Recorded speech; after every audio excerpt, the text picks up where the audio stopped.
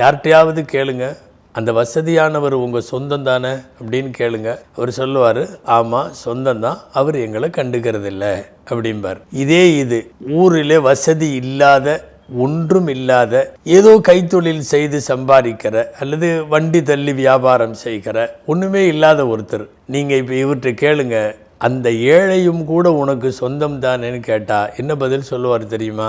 அவர் எங்களுக்கு சொந்தம் தான், நாங்கள் அவரை கண்டுக்கிறது இல்லை. ஒரு பெரிய பணக்காரன் ரோட்டில் நம்மளுக்கு கல்யாண பத்திரிக்கை கொடுப்பான், வந்துருன்னு.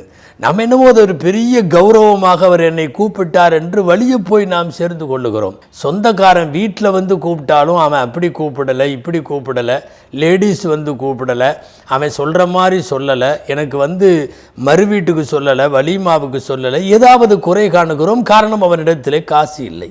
அன்பிற்குரியவர்களை, காசை வைத்து வருவதல்ல பொருளாதாரம். இந்த உறவுகள் எல்லாம் உறவு